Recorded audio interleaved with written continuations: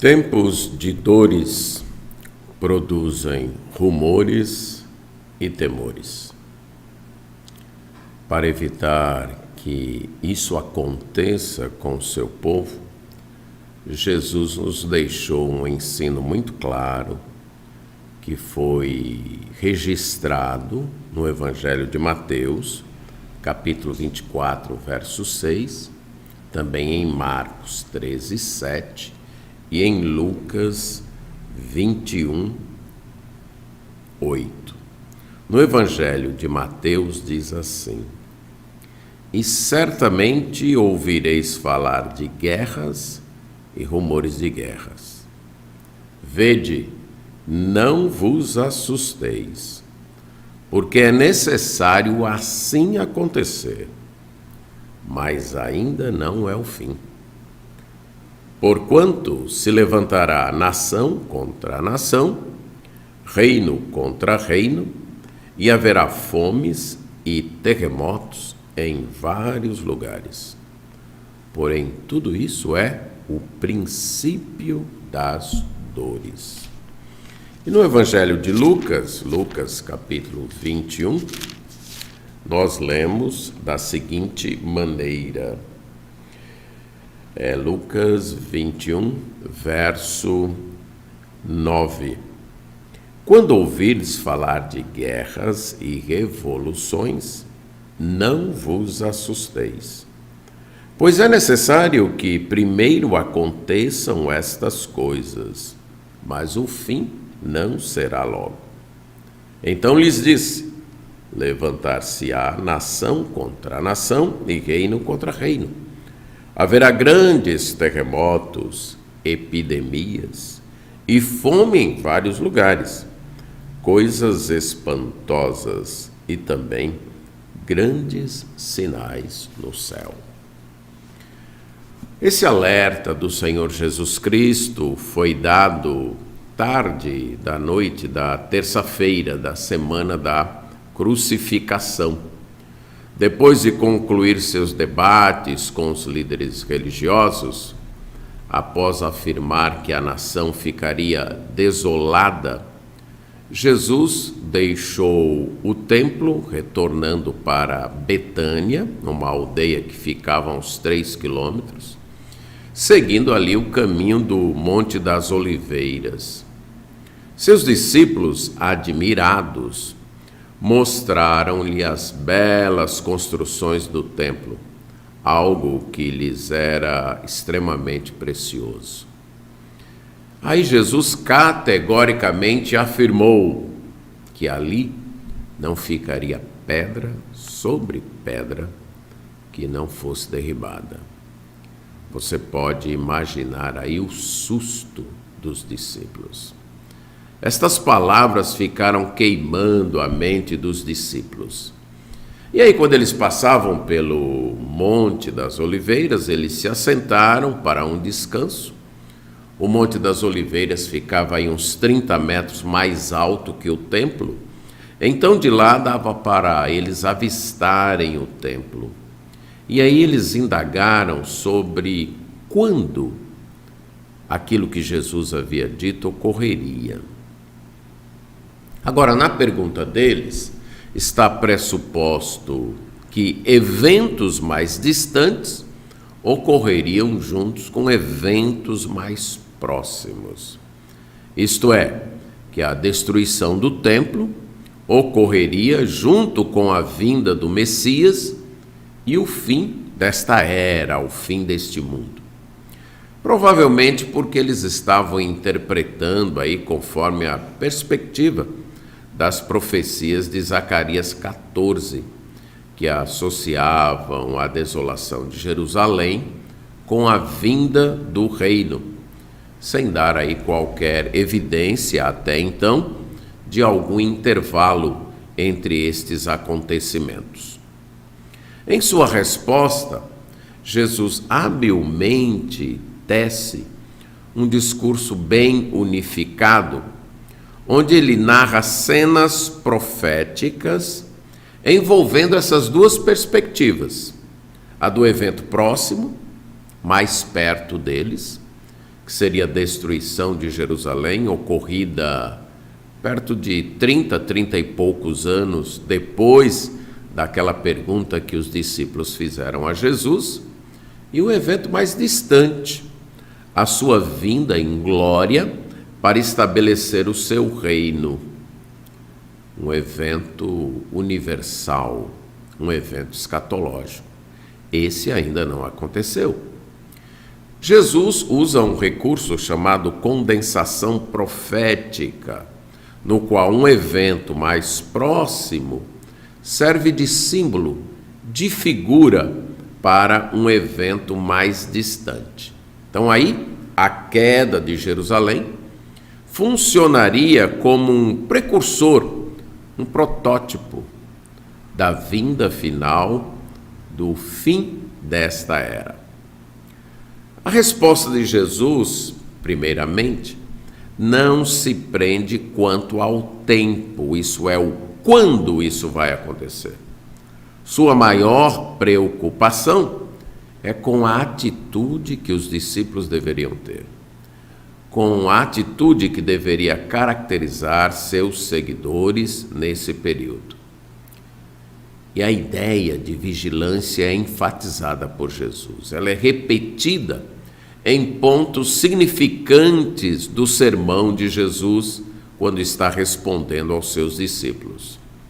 Os evangelistas comunicam esta ideia de vigilância com os termos ver, ficar alerta e vigiar.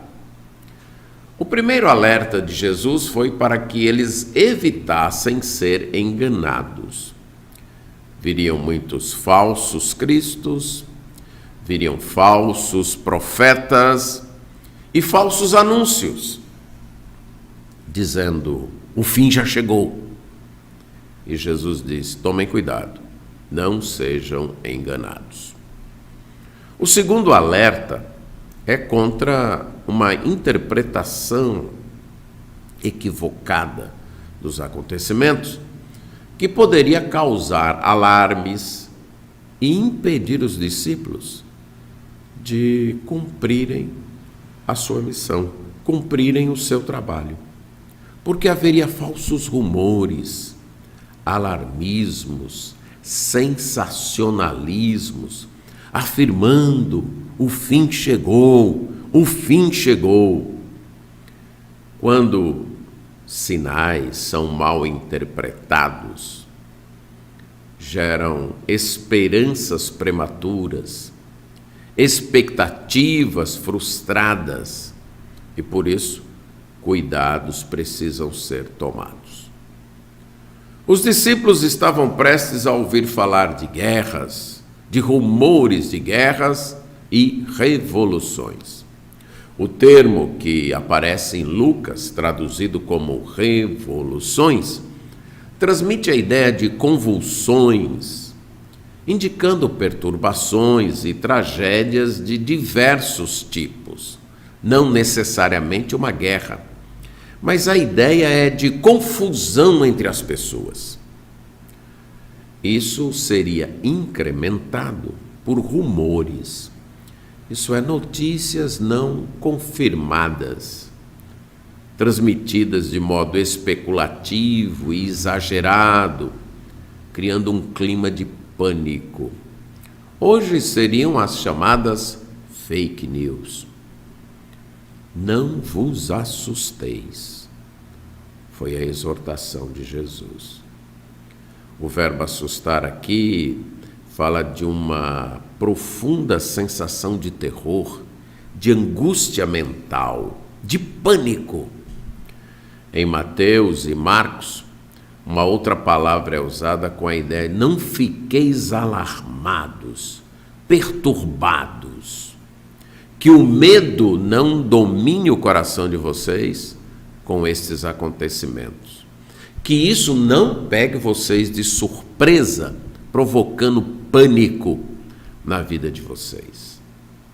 É interessante que esta palavra acontece 3 vezes no Novo Testamento, todas elas em contextos que falam do fim, em contextos escatológicos, E em todas elas dizendo que o pânico é desnecessário. Não é necessário ficar alarmado, com medo, ficar em pânico.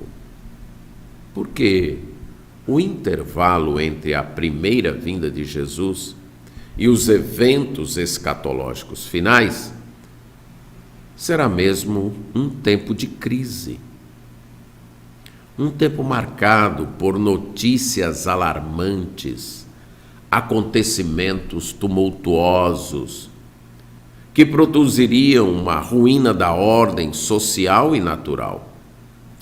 Jesus está dizendo que dias difíceis surgiriam e marcariam esse período, acompanhados de eventos de natureza cataclísmicas, como guerras, rumores, terremotos, fomes e pestes, ocorrendo em vários lugares. Estas seriam as condições características da presente dispensação, do presente tempo. Mas seus discípulos não deveriam ficar alarmados. Primeiro, Jesus diz, porque é necessário que estas coisas ocorram. A expressão traduzida aí como é necessário significa tem que ser assim. Não tem outro jeito. Ela apresenta aí uma inevitabilidade. Tem que ser desse jeito. Os conflitos na terra serão inevitáveis até que o reino de Deus se estabeleça. O povo de Deus não pode viver na ilusão de que algum governo humano, seja ele qual for, vai conseguir acabar com as guerras, com os rumores de guerras e com as confusões no mundo. Que algum governo humano conseguirá instalar paz no mundo. Enquanto não houver completa submissão a Deus, a paz não reinará. Enquanto não houver temor de Deus no coração das pessoas, não haverá paz no mundo. Além disso, essa necessidade decorre do plano de Deus. Um Deus que controla a história. Um Deus que está dirigindo os eventos. Por isso, os discípulos não devem entrar em pânico. Não devem temer. Devem entender que Deus está dirigindo a história, levando-a para o seu clímax, para aquilo que Ele mesmo, Deus, já planejou. Sempre que eventos catastróficos se multiplicam, o medo se faz presente. Mas o povo de Deus, desde o Antigo Testamento, foi avisado que Deus dirige a história. Portanto, o medo não deve tomar conta de seus corações quando eventos ou noticiário anunciarem tempos de tumulto e confusão. Veja o que o profeta Jeremias diz no capítulo 51, verso 46 do seu livro. Não desfaleça o vosso coração. Não temais rumor que se há de ouvir na terra, pois virá num ano um rumor, no outro ano outro rumor. Haverá violência na terra, dominador contra dominador. Isso nós estamos vendo. Isso está acontecendo. Mas a Bíblia diz que o coração de vocês não desfaleça, que vocês não vivam com medo destes rumores. Fazem parte do plano profético de Deus. Não se trata de um destino inescapável, mas Jesus está dizendo, os cristãos estão se submetendo a um plano amoroso do Pai. Outra razão apresentada por Jesus para que o pânico não dominasse, para que o medo fosse descartado, é que Jesus diz que estas calamidades não eram sinais de que o fim chegaria imediatamente, e sim sinais que caracterizariam esta era, esse mundo em oposição a Deus. Sinais são como sombras que antecipam aos acontecimentos, mas não podem ser usados para marcar a proximidade do fim. Funcionam como precursores.